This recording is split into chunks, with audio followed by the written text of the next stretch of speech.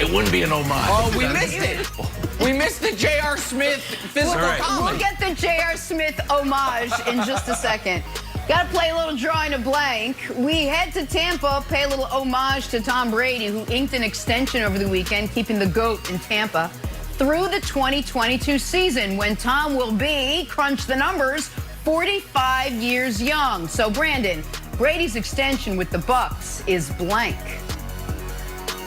It's a hidden message. That's what this is. Come on, man. Like, we know he signed a 4-year extension, but 3 are voidable. So it really gives him a 1-year extension, putting him in a Bucs uniform through 2022. This is Tom Brady telling us, guys, enjoy the last ride. We got this year, then the next year, and that's it. I'm off. Nick, everything you've been waiting for the past 10 years is finally about to happen, but you got to give it 2 more years. Don't hate. Just sit back, enjoy the GOAT. Just display greatness. This is Nick, the last 10 years, you're finally coming around. After it took his 7th Super Bowl for you to finally just relax and give this dude the respect. You've been wanting this dude to retire for damn near 5 to 6 years now. Tom Brady, 2022, yeah, that's it. I know. Yeah, that's great. That was great. So listen, I'm happy for Tom. The answer is it's exactly what he wanted. Tom Brady has not been bashful about wanting to play until he's 45. It's quite literally the only personal, not team, the only personal goal he's ever publicly expressed, and he's expressed it for years. The Patriots didn't trust him to play till he's 43. The Bucs are showing you, we trust you to play till you're 45, so it's exactly what Brady wanted, Wilds.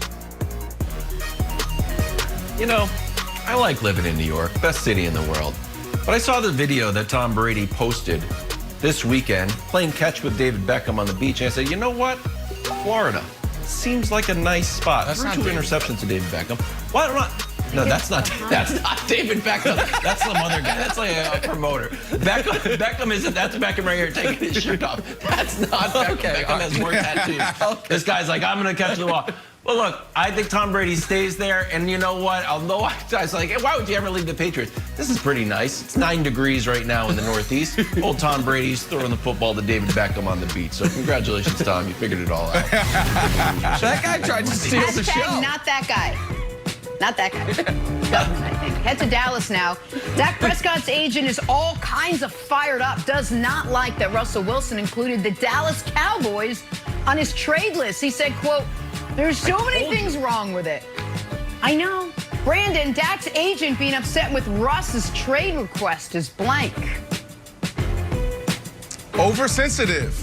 Todd France, I really like Todd France. There's a few agents that I've come in contact with that I truly built relationships with. Todd France is excellent.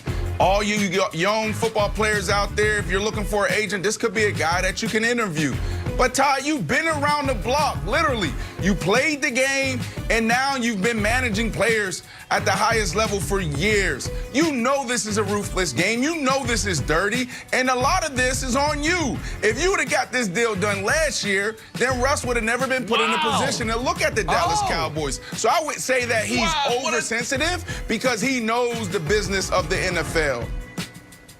Wow. What a drive-by on Todd France. I'm about to have a drive-by on my colleague real quick. Hey, Wilds, if New York's the best city in the world, you should consider moving here from wherever you live, an hour outside of the city where there's a beach. It's either here or there.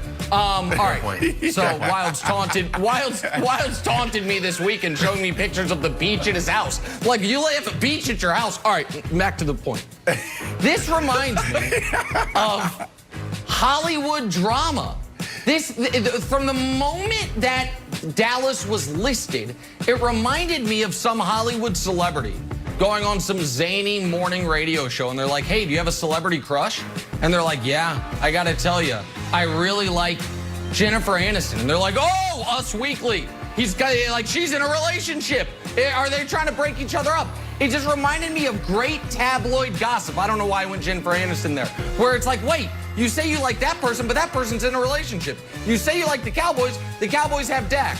So I understand why Todd France was a little put off by it, and I like the Hollywood drama coming to the NFL. I encourage more of this. Someone should say they want to play quarterback for the Chiefs. Just put that out there. I don't know who. Someone should say it and see what the Chiefs say.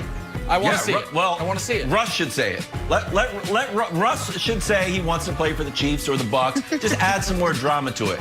In fact, I want this drama to crest. Because when you look at who the Cowboys play next year, they have two of Russ's destination opponents. They play the Saints, where Russ wanted to go, but that won't work. Play the Raiders. But you also have a 17th game, a mystery opponent that we don't quite know what's going to be. Make it Seattle. Russ is not going anywhere. Let Dak versus Seattle. Oh, you wanted my job? Lighten up your defense. Take that. You're going to have to go somewhere else next year. You know, I thought I was the most dramatic one on this panel, but y'all three are real dramatic. I don't know why I said it like that. On to free agency. Teams can start negotiating with free agents like this guy right here, Juju Smith-Schuster, today, noon Eastern. But Brandon Marshall, the most intriguing free agent that'll sign with a new team, in your opinion, is blank. Ooh, before we go there, Juju, I need that left foot to hit first on that stop route. Left, right, left, then come back to Big Ben. But anyway, just the same thing, buddy. I got to go with Kenny Golladay. I love Juju. Maybe Juju's going to be in Miami. But the guy I'm going with is this one, Kenny Golladay. You see, he just did it. Left, right, left. Come back to the quarterback, catch the ball, get upfield. Shoulders over your toes. But Kenny Golladay, he was injured last year, and it was kind of a chill year for him because of COVID. So he took it easy. But before then, he had back-to-back years over 1,000. This is a game changer. This is a dude that can come in right away and can easily give you 1,200, 1,300 yards a year, 10-plus touchdowns. He's a deep threat, but he can do it all. The whole route tree is available. If I'm Deshaun Watson, I'm calling this dude like, bro, hold off. There's some movement, but I need you to go here because you and I together would be devastating to the NFL. And then also, if I'm the Miami Dolphins, I'll look at it too. And then also, you got teams like the Green Bay Packers. Don't think they'll make a move like this because it'll probably cost you around $20, $21 million a year. But this dude is a game changer, and everybody need to look at him. Wilds, I'm debuting a new character. Colin has Uncle Colin. I'm going to debut Nephew Nick. It's your pain in the butt, smart aleck nephew that tells you anytime he was right. Nephew Nick is here to remind America. Last week, when everyone was freaking out about Aaron Jones not being franchise tagged, old Nephew Nick said, I think he's going back to the Packers. And that same day, Nephew Nick said, oh, Shaq Barrett's got a deal in place with the Bucks. I'd like to see him sign it. Well, free agency opens in a few hours. Hadn't signed it yet. So the answer is Shaq Barrett. Oh, the Bucks had the perfect offseason. The Bucks brought everyone back except for the #1 guy they wanted to bring back, who still is not back. So Wild's Nephew Nick is here to remind you we called this early. And by we, I mean me. And I love this character already. It's not going to get annoying at all. Nicholas, do you remember when I break out this character? I wear glasses and I have my wonderful bird and I talk like an accent? That's a character. I talk differently and I'm a whole different person. You being annoying and telling people when you were right is not a character. That is called yourself on TV. My answer is Clowney. Jadeveon Clowney. I'm not saying he's a guarantee, but he's certainly intriguing. Was in the Pro Bowl 2018, played 8 games with the Titans, made a bunch of money, didn't really do much. Had 0 sacks, had 4 tackles for a loss. But I am interested, and if he could have sort of a renaissance, get back to Pro Bowl form. Is it going to be with the Titans? I don't think so. I'm surprised Vrabel wasn't able to get him back to that level. So I think the most intriguing free agent is Clowney, Jenna.